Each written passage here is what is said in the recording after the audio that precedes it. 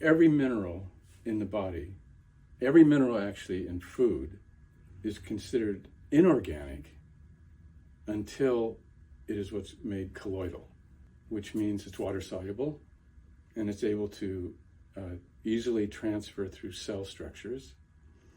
And the key then is to taking elements like potassium and calcium and binding them with another molecule, substance, creates a colloidal, water-soluble material that's much easier to use. That's potassium gluconate, potassium citrate, potassium glycinate. There's so many of them. Another factor that you have to consider is when you have a chelate, magnesium glycinate or citrate is more like 10 to 12% magnesium. And so mostly what you're getting is the chelate, not the mineral. Those chelates are not necessarily what the body wants. You know, if somebody's really ATP deficient, then maybe they'd like the citrate. Or if somebody has kidney stones, they'll definitely want the citrate. Because not only does the mineral that you're looking for supply the body with its requirements, but the chelation factor is something the body has to manage. If you're taking a citrate and you don't need it, it's going to make your body more acidic. If you're taking potassium chloride and you don't need the chlorides, you're going to get more acidic. You're going to get the potassium, but the body then has to figure out, what the hell am I going to do with the chlorides? I got enough. Even though the body's going to get some benefit, it's going to get benefit like eating a donut if you're hypoglycemic. But still, the body has to figure out how to buffer those refined products in order to get the effect that it's looking for. And so it's really critically important to find the chelate minerals that are compatible with what the body's actually needing.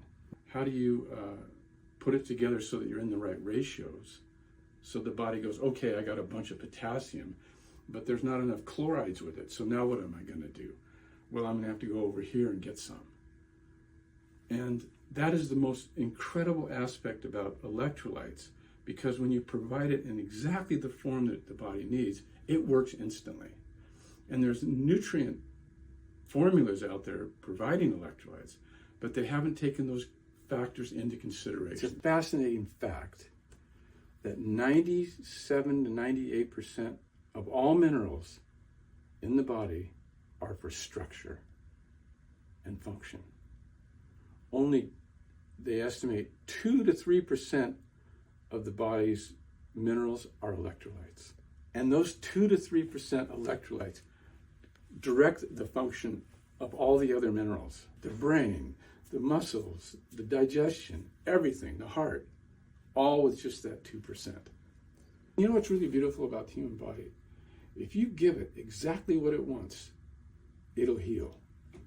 Because that's all the body wants to do. It wants to heal. And the body knows how to do it. The body is strictly linear. It has a weak link. The weakest link is the primary area that the body wants to go to fix first. Then there's a second weak link. And it's all linear. So the sequences that patients create to actually have a symptom pattern, there's millions of them. So it was interesting. Years ago, I wrote an article on fibromyalgia because I had 6 patients with fibromyalgia. Every one of them had a whole completely different sequence of events, dysfunctions in the body to create the same symptom.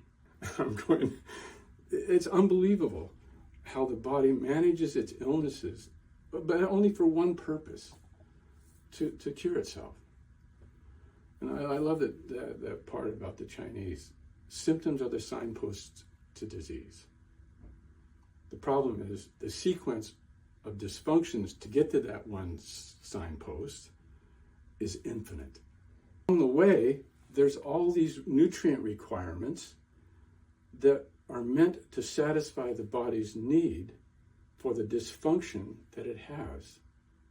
And electrolytes is by far the most important, because you have got to get that 2% electrolytes in place before you can get the work done.